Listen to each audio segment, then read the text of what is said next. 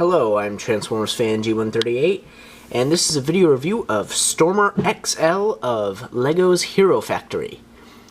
And I really didn't intend to start buying Hero Factories.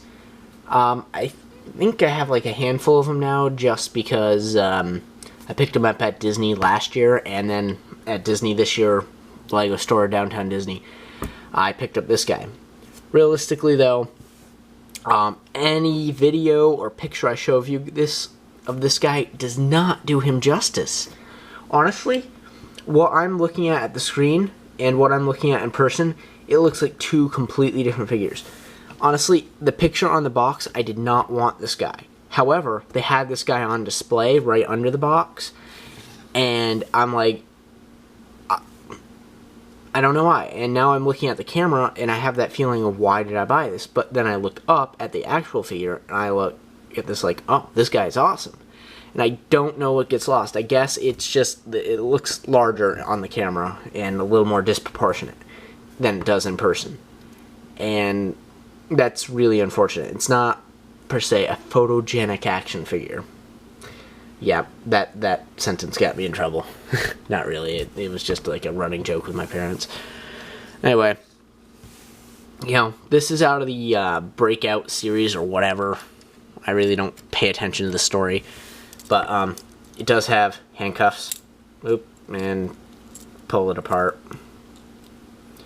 Anyway, they basically clip on to the any kind of like bionicle type wrists.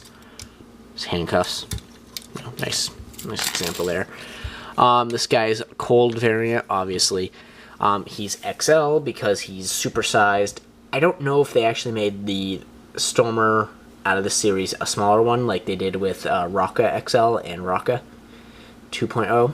I have those, and I'll be doing reviews of those guys too, because I think I got those guys because of the gold coloring, and they are awesome. I'll get into that more in the review. These have like cannons as well, these guns, which are kind of cool because they're half Thorn Axe launchers, and the top half is just a new piece. And then they're shooting spheres. Anyway, see? Awesome. His sword is left me less to be desired. I really am not a fan of it. I like the blue, and I think it's a great looking sword.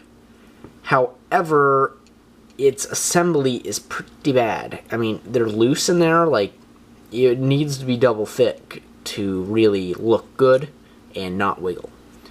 Honestly, there's like 5 other ways I can think of to build this that these won't do that, and I'm actually probably going to go, when I have the spare time, probably going to go and rebuild the sword so it looks a little more legit.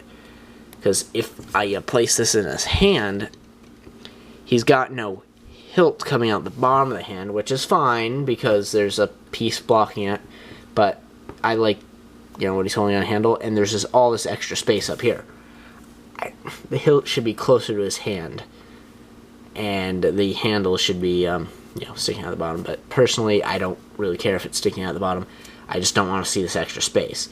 I know why they did that. It's because the piece they have in here is keeping this from sliding off. But it kind of reminds me of Kopaka's original sword, how it's dual-bladed and ice. But, yeah. I like the kind of half-translucent blue. It's really sharp. I do think he's missing a little bit of blue in the legs. He does have subtle blue up here in the shoulders. I think he just needs a little tiny bit in here, like maybe some of these like joint pieces should have been blue, you know, just to have that theme, because down here the legs do not seem to belong. That's just my opinion though. It's interesting is I didn't know this before I bought it. The Hero Factory logo on these guys actually has a painted gray background, or at least on this one. And the code for unlocking stuff, I'm not going to share that code with you because I'm sure LEGO would probably like to take down my video then. Yeah, because that's the whole incentive of buying them.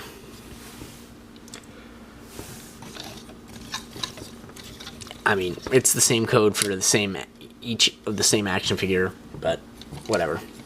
So these shoulder panels move and rotate, which is kind of cool because you can get these, like, you know, laser cannon modes. He's got some interesting light piping on the eyes, visor.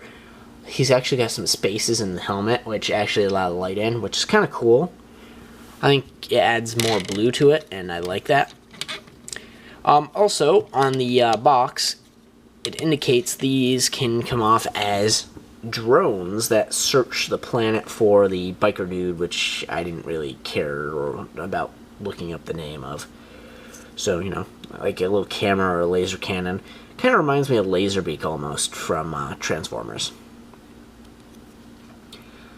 So, it's a really sad... The Hero Factory is a really sad replacement for Bionicle, as it has pretty much a weak story, in my opinion. It's not really backed up by a good story writer. I mean, he could be a good story writer for all I know, but it does not feel like this is very much thought through. It's like, these are your bad guys, go fight them.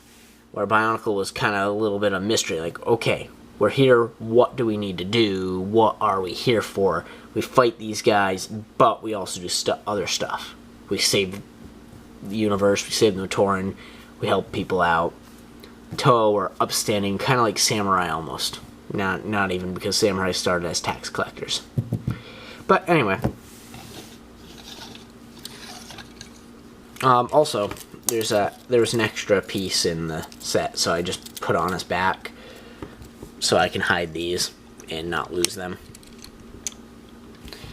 It's nice back there. I don't really particularly like him hanging off his leg. Well, that pretty much concludes my video review of Stormer XL. If you have any questions, please post a comment down below and I'll answer them. If you have any requests for video reviews, post a comment down below or shoot me a message and I will do those for you too. Hope you enjoyed and thanks for watching.